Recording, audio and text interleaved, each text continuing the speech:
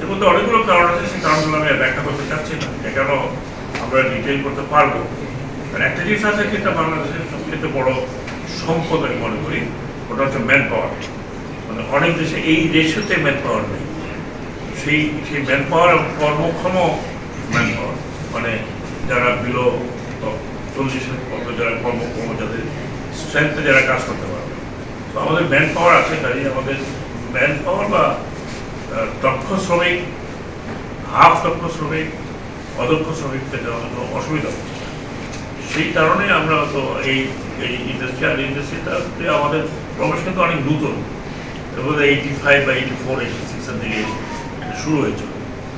আশা করি যে আমাদের অ্যাটেনশন এখানে যাবে, কারণ আমরা চাচ্ছি যে একটা দুটো জিনিস তো আমাদের শিপিং লাইনগুলোকে যেভাবে বাড়াতে হবে।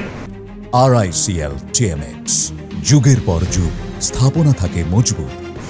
একইভাবে আমাদের যে ইন্ডাস্ট্রিগুলো গড়ে উঠেছে এটার উপর ডিপেন্ডেন্ট করে, পার্টিকুলারলি যে স্টিল মিলগুলো, এবং প্রয়োজন আছে, কারণ আমাদের কনস্ট্রাকশন যে আকারে আসছে, আমরা স্টিল মিলের উপর ডিপেন্ডেন্ট মানে ফর লোকাল কনস্ট্রাকশন।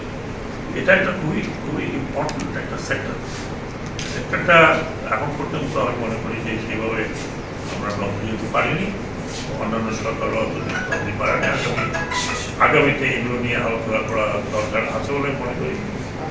আমি একটা ইনিশিয়েটিভ নেব। গতকালকেই কিন্তু আমি চেয়ারম্যান এখানে ছিলেন এনবিআর-এ, আমার বোর্ডে অনেক কথাবার্তা বলেছে, আমাদের বোর্ডের অনেক সমস্যা নেই। তো আমি যদি এটা জানতাম তার আগে এনবিআর চেয়ারম্যানকে বলতাম যে আপনি আমাদের অ্যাসোসিয়েশনটাতে একটু বসেন। আমি আশা করি আমরা এই মাস বা আগের মাসে এনবিআর একটা বড় ধরনের আমাদের সাথে একটা মিটিং হবে। সেখানে আমি বলেছি যে শিপের ওনার অ্যাসোসিয়েশন থেকে কাউকে হয়তো আমি দাওয়াত করে নিয়ে যেতে পারি, গার্ডিয়ান অফ শিপিং মিনিস্ট্রি হিসাবে গার্ডিয়ান হিসেবে নিয়ে যেতে পারি। তারা আপনারা উত্থাপন করুক এবং সেখানে সম্ভব হলে আমি সাপোর্ট দেওয়া দেবো। কারণ আমরা চাচ্ছি, আমরা শিপিং মিনিস্ট্রিকে চাচ্ছি যে আমাদের এই কলবরটা আরও বাড়ুন।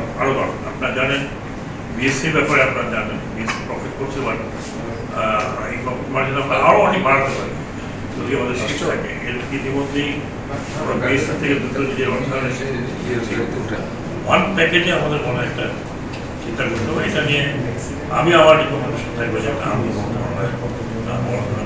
ওনাদের সাথে যারা শিপ ব্রেকিংয়ে আছেন, যারা শিপ লাইনারে আছেন, আমাদের পোর্টগুলো সবাই মিলে আমার মনে একটা নীতিমালা তৈরি করা হতো। মানে আমি আসে একটা বললাম, তারপরে যখন পরিবেশ আসলো তখন তার স্ট্রিক্ট কতগুলো রুল আছে সেটা করতে গিয়ে হয়তো অনেকের সমস্যা হচ্ছে, সেগুলো নিয়ে করা দরকার। আর পরিবেশ তো ডেফিনেটলি এখন প্রায়োরিটি নম্বর 1 হয়ে যেতে পারে।